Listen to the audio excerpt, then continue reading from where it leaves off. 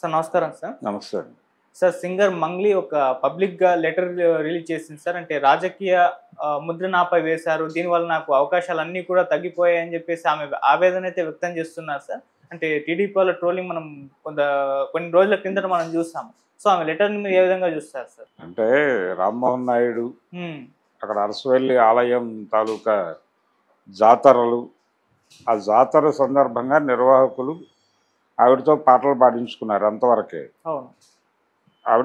ఆవిడ కళాకారిణిగా వెళ్ళారు అక్కడికి. ఆవిడకేం పొలిటికల్ సంబంధాలు, రాజకీయ అభిప్రాయాలు ఏవి ఉన్నాయని నేను అనుకోవడం లేదు.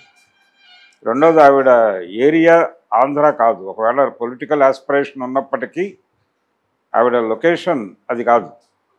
కాబట్టి శ్రీకాకుళం ఏరియాలో ఆవిడేదో పొలిటికల్ స్పెక్యులేషన్స్ మరొకటో చేసే అవకాశం అంతకంటే లేదు. వైఎస్ఆర్సీపీతో లింక్ పెట్టి మాట్లాడే ప్రయత్నం చేశారు వాళ్ళు. అంటే వైఎస్ఆర్సీపీకి పాట పాడినంత మాత్రాన్ని ఇంకొకళ్ళకి పాడరు అనేది ఏం లేదు. వీళ్ళు పాడించుకోకపోవడం వీళ్ళ తప్పు. వీళ్ళు వెళ్ళినా పాడుండేది ఆవిడ. అలాగే ఇంకొక 5 పొలిటికల్ పార్టీస్కి కూడా పాటలు పాడిన గాయకులు ఉన్నారు ఇక్కడ. వాళ్ళందరి మీద రాని గొడవ ఈ అమ్మాయి మీద ఎందుకు చేస్తున్నారు? అనవసరంగా వివాదం. ఆవిడని ఎందుకు కార్నర్ చేస్తున్నారు, ట్రోల్ చేస్తున్నారు? తెలుగుదేశం వాళ్ళ విచక్షణకు వదిలిపెట్టాల్సిన విషయం అది.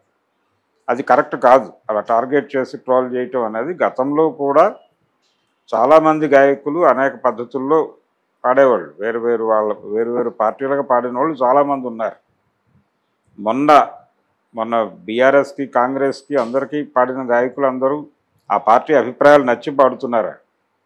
ఎవరో ఒక మ్యూజిక్ డైరెక్టర్తో కాంట్రాక్ట్ పెట్టుకుంటారు. ఆ మ్యూజిక్ డైరెక్టర్ గారు ఇన్ని పాటలు రాసే వాళ్ళకు కూడా కమిట్మెంట్ ఉండదు. పాటలు ఎలక్షన్ సాంగ్స్ రాసేటువంటి రచయితలకు కూడా కమిట్మెంట్ ఉండదు. ఒకే రచయిత ఈ పార్టీకి ఆ పార్టీకి కూడా పాటలు రాసిన సందర్భాలు అనేకం ఉన్నాయి. ఇది ఈ రోజున కాదు, చాలా కాలంగా అసలు ఎన్నికల ప్రక్రియ మొదలైన నాటి నుంచి నడుస్తున్న గొడవే. ఎస్పి బాలసుబ్రహ్మణ్యం గారు తెలుగుదేశం పార్టీకి పాడేవారు. అంత మాత్రం చేత కాంగ్రెస్ పార్టీ వాళ్ళు ఆయనేం దూరం పెట్టలేదు కదా. బాలసుబ్రహ్మణ్యాన్ని ఎప్పుడు స్టాంప్ వేయలేదు.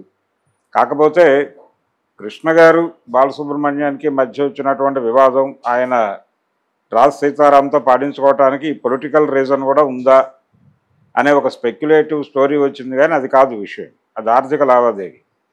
వాళ్ళిద్దరి మధ్య ఒక ఆర్థిక లావాదేవీ బెడిసి కొంతకాలం గ్యాప్ వచ్చింది వాళ్ళ మధ్య.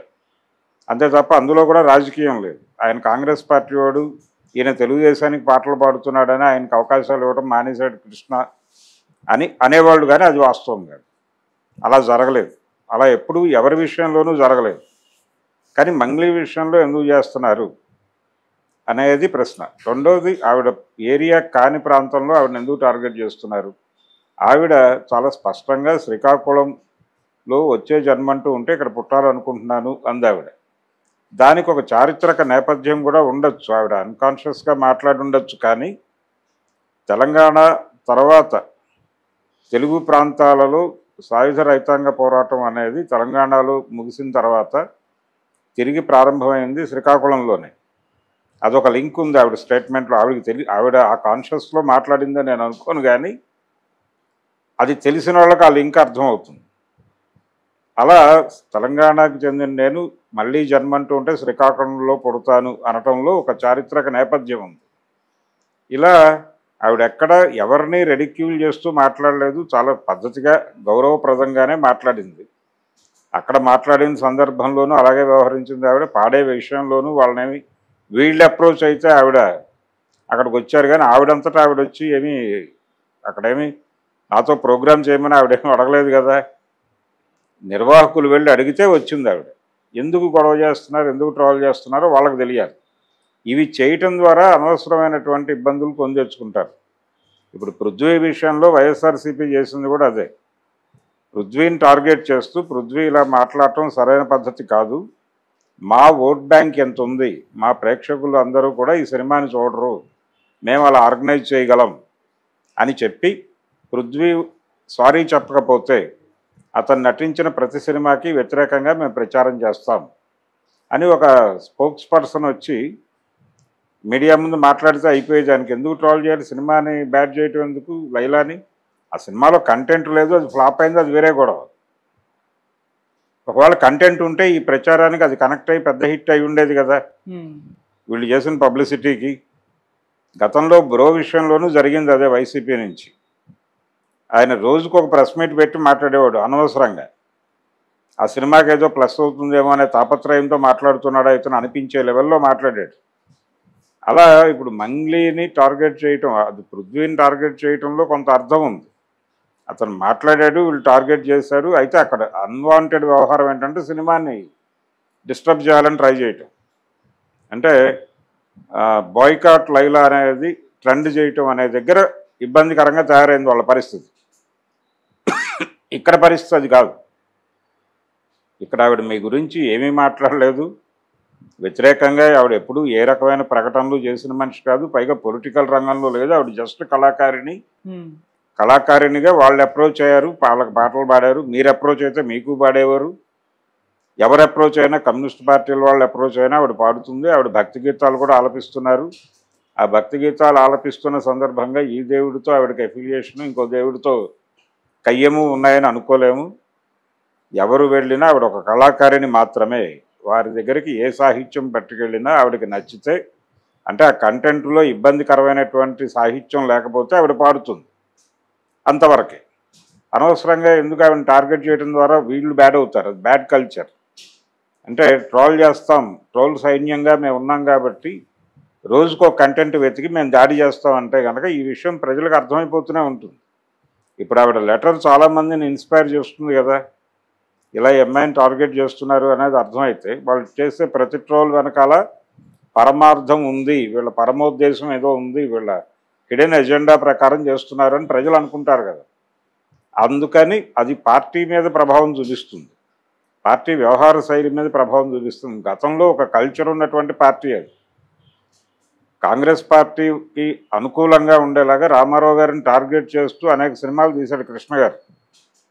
తీసిన తర్వాత తెలుగు వీరులెవరా సినిమాకి క్లాప్ కొట్టడానికి మీరు రావాలి అని అడిగాడు కృష్ణరెడ్డి. అన్ని సినిమాలు తీసిన తర్వాత కూడా ఆయన వచ్చాడు. ఆయన వచ్చి క్లాప్ కొట్టాడు ఆ సినిమాకి. తెలుగు వీరులెవరా ఆయన 300వ సినిమా కృష్ణకి. ఆ 300వ సినిమా ఒక మార్క్ ఉండాలి అనే ఉద్దేశంతో రామారావు గారితో కొట్టించాడు. ఆయన ఏమి ఇబ్బంది పడలా, నువ్వు నాకు వ్యతిరేకంగా సినిమాలు తీసావని మాట్లాడలేదు, వచ్చి క్లాప్ కొట్టి వెళ్ళాడు బాధ్యతగా. అంతకుముందు ఒక పెళ్లిలో కనిపించినప్పుడు కూడా వాళ్ళని అడిగాడు ఆయన, నా మీద సినిమాలు తీస్తున్నారు, డబ్బులు ఏమన్నా వస్తున్నాయి, అనవసరంగా నష్టపోకండి అని చెప్పాడు సలహా. అటువంటి పార్టీ నుంచి ఇలాంటివి జరగటం, పైగా తన్ని తిడుతూ అవతల వాళ్ళు రాస్తే వాళ్ళ క్షేమం గురించి ఆలోచించాడు ఆయన. అనవసరంగా డబ్బులు నష్టపోకండి అని చెప్పాడు. ఇది నేను చెప్పడం కాదు, విజయ నిర్మల్ గారే ఒక ఇంటర్వ్యూలో స్వయంగా చెప్పారు ఆవిడ, అది లైవ్లోనే ఉంది. అటువంటి కల్చర్ ఉన్నటువంటి ఈవెన్ కోట శ్రీనివాసరావు గారు ఆయన్ని మండలాధీశుడు క్యారెక్టర్ చేసినందుకు రామారావు గారి అభిమానులు కొట్టే ప్రయత్నం చేశారు, కొట్టారు కూడా విజయవాడ స్టేషన్లో. కానీ రామారావు గారి దగ్గరికి ఈ విషయం పట్టుకెళ్ళినప్పుడు ఆయన ఒక కళాకారుడిగా నువ్వు ఏవైనా చేస్తావు, నీ దగ్గరకు వచ్చిన పాత్రకి నువ్వు న్యాయం చేసావా లేదా అన్నదే. అంతకు మించి నీకేవో పొలిటికల్ మోటివ్స్ ఉన్నాయని ప్రపంచం అనుకోవడం తప్పు అన్నాడు ఆయన.